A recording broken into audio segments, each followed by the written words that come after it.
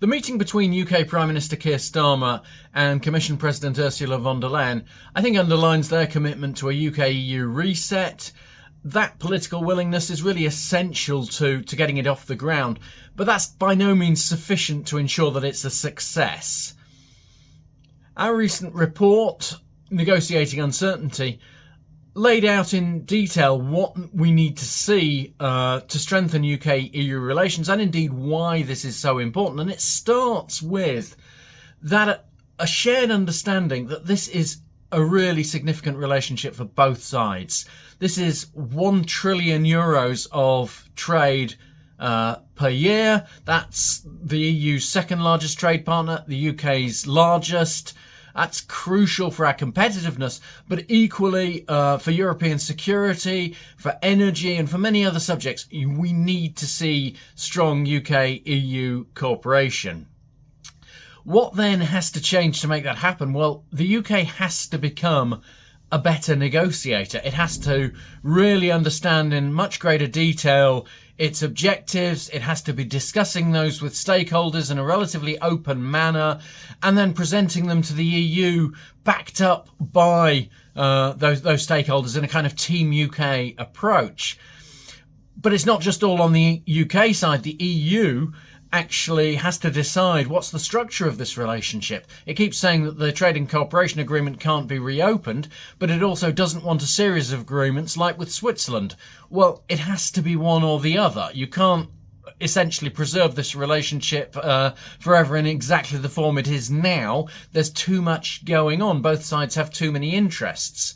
So ideally, the first meeting between Starmer and von der Leyen actually tasks officials to start working on some of those details and to come back to a summit in the first half of 2025 that kicks off negotiations in a number of areas, particularly around trade.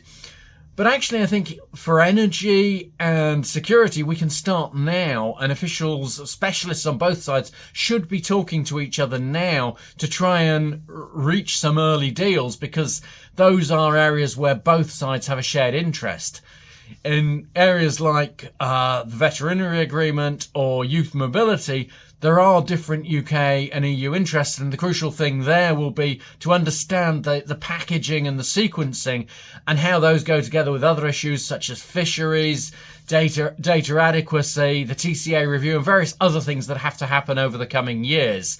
So this is going to be a series of discussions, various areas of cooperation as well. It can't be a single negotiation. The relationship is simply too broad, too deep in many areas for this to be a single undertaking. Indeed, there are already negotiations underway on Gibraltar. Have been underway for some time and will hopefully reach conclusion soon.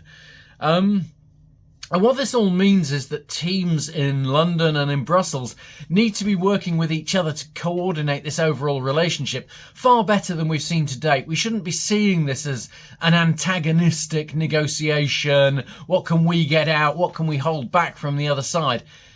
It simply won't work with a relationship of this size and scale. It has to be treated in a different way. Now, obviously, that's quite optimistic. And there will be setbacks on the way. There will be issues of disagreement and dispute between the parties. And that's really why we need to see much stronger foundations built for the relationship going forward, to be able to overcome those inevitable setbacks that can and do happen. But overall, I think that progress is quite likely, because we've already been seeing this for the last couple of years since the real low point in UK-EU relations.